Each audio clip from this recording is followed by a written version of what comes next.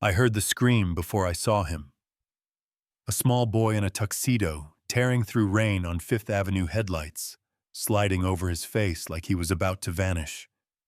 I dropped my bag, ran straight into traffic horns and wet brakes and a truck fishtailing left, and I caught him by the jacket and pulled him back so hard my shoulder lit up. When I looked up 30 floors above us, a man stood at a window of that glass palace, hands on the glass like he could reach through it. Alexander Grant watching his son almost die while Manhattan kept partying around him.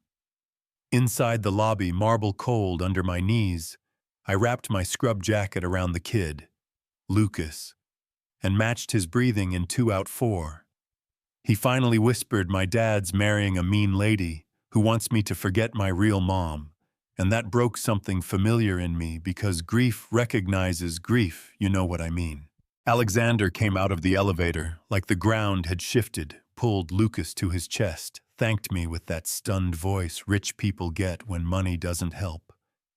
He tried to pay me. I told him, "No, I just want you to listen to what your son is trying to say. He isn't running away from you. He's running toward the memory of someone who loved him." And I saw the truth land in his eyes like a weight. My name is Naomi Brooks, community nurse by training, mother by heart. I had a little boy, Eli, and I carry him in a wooden box of drawings and birthday crowns because an apartment without decent safety killed what love was building. That night could have ended there, but Lucas kept asking for the woman from the rain, so Alexander called me, voice ragged from not sleeping. Could I spend some time with his son until the panic eased? I said yes, if we do this my way. I'm not staff. I'm not optics. I'm here for the kid. And he said whatever it takes, and that's how I ended up in a penthouse so quiet, even the art felt nervous.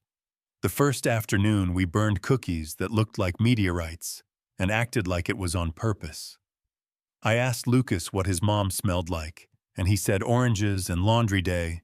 So we zested a whole orange, and the kitchen finally smelled like people lived there.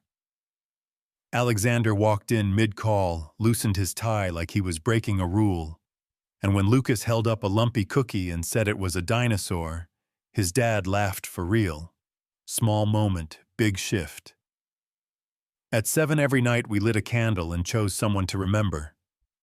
Lucas picked his mom singing in the car, I picked Eli with his dragon drawings, and we let feelings be feelings instead of problems to fix. That ritual changed the way air moved in that home.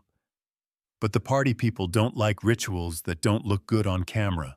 Victoria Hale, perfect smile, frozen center, staged a dinner that felt like a press release, told Lucas to tell a partner about school, and when he said he wanted to talk about his mom, she laughed that thin crystal laugh and called him dramatic.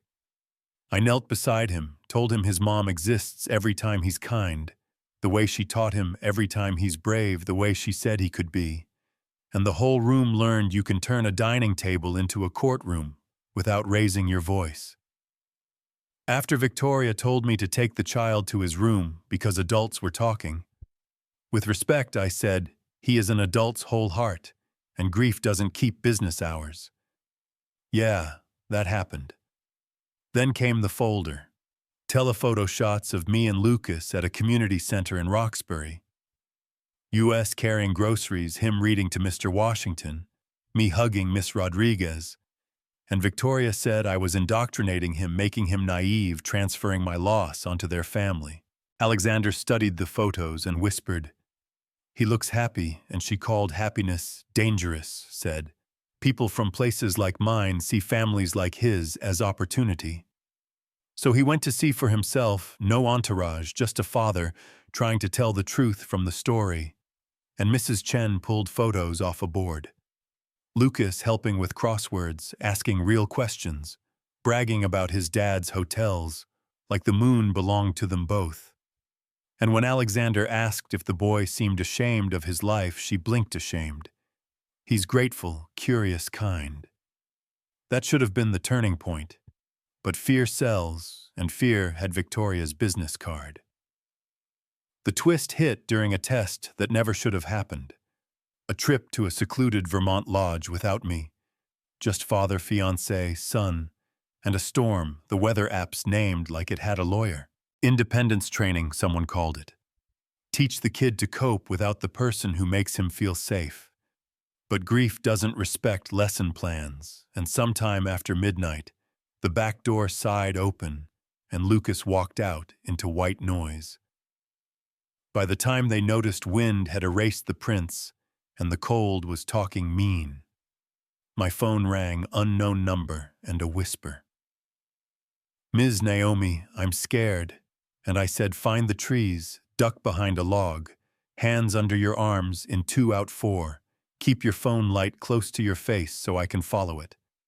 I drove through a sky made of snow, parked where the plow had given up, and hiked in with a space blanket, lighter first aid, and what stubbornness left grief hadn't already used. I found him shaking behind a log, got the blanket around him, built a small fire like I'd been born with flint in my pocket. And that's where Alexander stumbled into the glow and saw what desperation looks like when it's 7 years old. Back at the lodge while I warmed Lucas's hands and checked cap refill. Victoria called him manipulative, like a child choosing frostbite to get his way as a strategy. And I said it plain to both of them, he didn't stage a crisis. He told the truth louder than words can manage. Alexander heard it finally and said, "We're leaving." And the look on Victoria's face said war. On the drive back, Lucas stayed awake in the back seat just to keep holding my hand, and New York looked different when the river rose out of the dark, and the bridges brought us home. Alexander told Victoria to pack, quietly, cleanly, then found me in the kitchen making grilled cheese and said, "Stay not as an employee, as family." I told him why I'd been near their building on the night of the rescue. I'd left a crisis line with bad thoughts, no hallmark in it, just a woman running out of lights. And saving Lucas rerouted something that had nowhere to go. We didn't hold a parade, we set the table. At 7 we kept lighting that candle, but now we also opened Eli's box and finished his dragon stories together. Lucas drawing me plotting, Alexander finding dialogue, like it had been inside him under spreadsheets. The house changed. Fewer centerpieces, more crayons. And sometimes we ate soup with the good silver because why not? Victoria tried to make good on the war. Whispered to boards, shopped a story about boundaries and replacement and the dangers of feelings. But a neighbor's video of her sneering about neighborhoods like mine did laps around the city. Sponsors stepped back, her company moved her out, and her calls got shorter, colder, less certain. I didn't cheer, I just kept showing up for bedtime and burn scar kitchens and those Tuesday lunches at the center, where Mr. Washington tells the same war story, and Lucas pretends it's the first time every time. We built something we didn't want to call charity, Eli's Light. A foundation for families in grief, simple tools that actually get used. A 7 o'clock memory ritual that says love can stay art nights, where kids draw their missing person's favorite snack volunteers, who understand that dignity is the point. When donors asked for metrics, we said a 4th grader slept through the night for the first time in a year.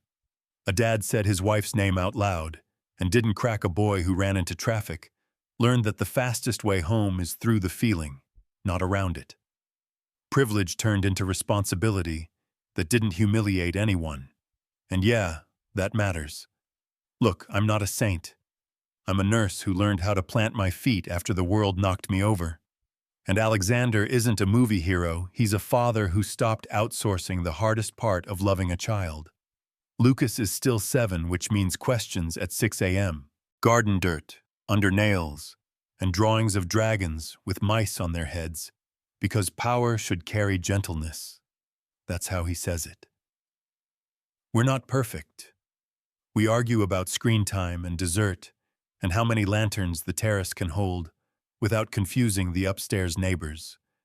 But we're honest, and that's what I'll take. People ask if Victoria was ever right. About boundaries, about danger. And I say boundaries keep us safe when we use them to hold love, not to keep it out. She said I didn't belong in their family. Maybe nobody does until they decide to. And the moment we decided to, the city became a little less cold. The last scene I'll give you is simple. 3 candles, one for Sarah, one for Eli, one for the family that found each other under rain and snow, and 1,000 small mercies, and the kind of quiet that feels like being seen. That's it. Now tell me what you see here. Was this about a nanny overstepping, or a child finally being believed? Was it class dressed up as concern, or a real fear that money can't fix? Have you seen love show up in a storm and change the math? Drop your take in the comments, argue with me if you need to, or share the moment someone listened and everything shifted. Like, share, subscribe if this kind of messy, honest story belongs in your feed. And if it pissed you off, say why. I'll be in there listening the way this all began.